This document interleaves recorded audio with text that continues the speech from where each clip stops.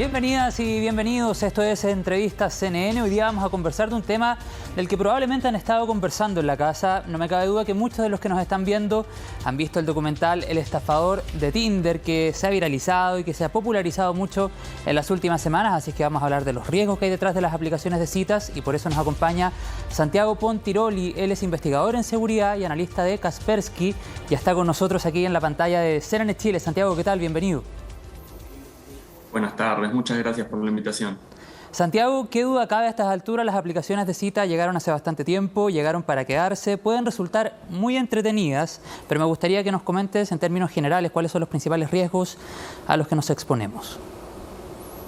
Bueno, como bien decís, son muy entretenidas. Justamente lo que intentan darle al público o a la audiencia es una oportunidad de conocer gente, en particular ahora con el tema de la pandemia, que estamos confinados en casa, es más difícil.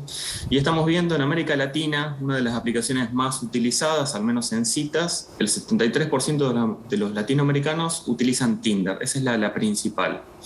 Y lo que sucede ahora con la película que salió en Netflix, El estafador de Tinder, se puso, digamos, por fin este tema, digamos, en boca de la gente que lo está utilizando. Más que nada, el tema de la seguridad y la privacidad, porque lo que estamos viendo es lo fácil que es que ciertas personas sin escrúpulos puedan estafar a otras, y por mucho dinero estamos hablando. Santiago, ¿cuáles son los principales riesgos? Y también interesante consignar ese dato que tenemos en pantalla. Solo un 64% se presenta con el nombre real.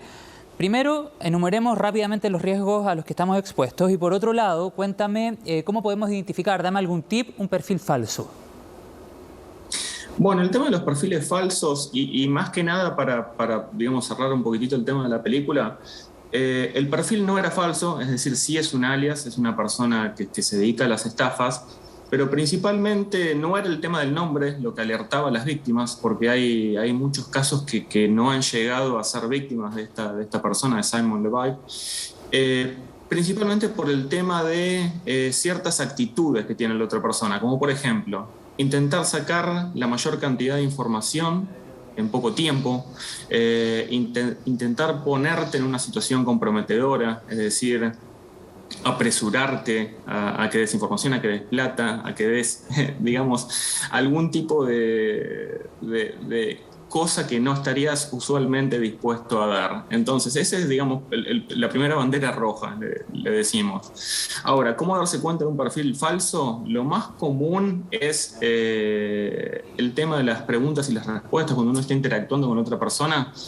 Algo muy común en Tinder es la existencia de bots. Bots son robots, es decir, son algoritmos programados para que respondan ante ciertas preguntas o ciertas inputs, es decir, ciertas entradas del usuario. Entonces, cuando vemos que la conversación, por más que uno pregunte y lleve la conversación para un lado, siempre vuelve a lo mismo, es un indicador de que del otro lado puede ser que sea una persona o puede ser que sea un bot que está intentando solamente conseguir información. ¿Qué cantidad de información recomendarle a todas las personas que nos están viendo? Recomiendas, valga la redundancia, para que publiquen en estas aplicaciones. ¿Basta con nuestro nombre real? ¿No recomiendas, por ejemplo, anexarlo a cuentas oficiales en redes sociales? ¿Número de teléfono, por ejemplo?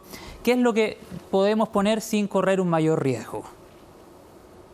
Bueno, en el caso que se pueda, utilizar solamente nuestro primer nombre sin el apellido. ¿Por qué? Porque de esa forma el estafador o estafadora, digamos, la persona del otro lado puede encontrarnos en nuestras redes sociales, puede sacar más información, cuáles son nuestros gustos, dónde vivimos, nuestra ubicación, es decir, puede obtener más puntos de datos que no son tan fáciles, digamos, de sacar de otra forma en las redes sociales, ¿no? O a través de Tinder. Entonces, ese yo diría que es una de las principales cosas a tener en cuenta. Después, el número de teléfono, muy, muy importante, no compartirlo hasta que no estamos seguros de... Nunca, jamás. Claro. Y te digo por qué, porque el número de teléfono hoy en día es casi como el documento de identidad. Es muy raro que alguien cambie el número de teléfono. Y con ese número de teléfono, usualmente lo utilizamos para autenticación de doble vía. ¿Qué es esto? Por ejemplo, cuando ingresamos al banco, cuando ingresamos a nuestra cuenta de Gmail o Facebook, a veces tenemos un código que se nos envía por SMS. En algunos sitios es por SMS todavía. Y es muy simple para un cibercriminal clonar ese número de teléfono. Entonces, existe un ciberdelito que lo llamamos SIM swap, que es cambiar la tarjeta SIM o clonar la tarjeta SIM, que es donde está nuestro número, y de esa forma hacer como una especie de takeover, es decir, dominar la cuenta de la otra persona y hacerse pasar por la otra persona. Es un robo de identidad digital. Entonces, el número de teléfono sí es un gran no. Ya, ahí queda claro entonces si es posible solo el primer nombre y bueno, si está la intención de estar en estas aplicaciones, sería bueno entonces poner primer nombre y no mayores detalles. Por ejemplo, ahí Santiago nos decía por ningún motivo el número de teléfono. Otro tema, Santiago, que es interesante también conocer contigo es cómo han avanzado en materia de ciberseguridad estas aplicaciones. Porque claro, se habla del estafador de Tinder, se habla de otros delitos que se pueden cometer a través de estas plataformas, pero ¿qué responsabilidad le cabe a las aplicaciones? Me imagino que desde que comenzaron hasta ahora ha habido una evolución en materia de ciberseguridad para ofrecer, ojalá, la mejor experiencia a los usuarios. Exactamente, sí, y como pasó con las redes sociales también, en un principio, si recordás, tanto Facebook, Twitter, Sí. cualquiera de las redes sociales no daba tantas opciones en tema de privacidad y seguridad. Fuimos los usuarios los que dijimos, un momento, esto es peligroso, no solo para mí, por ahí cuando hay menores utilizando Internet. Facebook, por ejemplo, tiene una política de no aceptar menores de 13 años. Y esto es por una razón muy simple. La verdad que la Internet es un lugar muy lindo, hay mucho entretenimiento, se puede aprender a hacer un montón de cosas, pero también es una extensión de la vida real, y así como existen depredadores y existen criminales en la vida real, en Internet también existen, y es mucho más fácil, pues es un juego de números. Realizar una estafa en Internet a través de Tinder se puede automatizar, se puede crear un software, se puede crear un programa que lo haga por nosotros. En la vida real no es tan fácil. Entonces sí, las aplicaciones se tuvieron que ir ayornando, actualizando en todo esto, porque también lo hizo el cibercrimen. A medida que fueron más y más los usuarios que se iban volcando a estas plataformas, y sobre todo en tiempos de pandemia, las aplicaciones tuvieron que salir a dar respuesta a los usuarios. No es que tengan una responsabilidad legal, por así decirlo, porque uno cuando ingresa a la plataforma acepta los términos y condiciones, pero sí es una responsabilidad del estilo: ok, les vamos a dar un producto, que a fin de cuentas es un producto, Sí. que a ustedes les guste y sea seguro. Ese Pero es han el tema. avanzado entonces. Sí, han avanzado y se han hecho muchas investigaciones, al menos nosotros del lado Kaspersky.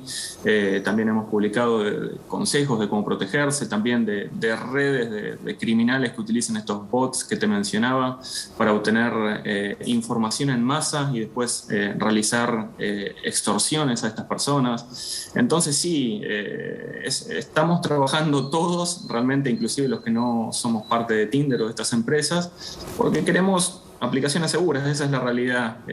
No hay nada malo con Tinder en ninguna de estas aplicaciones, porque parece que por la película fuera algo malo, que son toda gente que está esperando estafarnos, y no es así.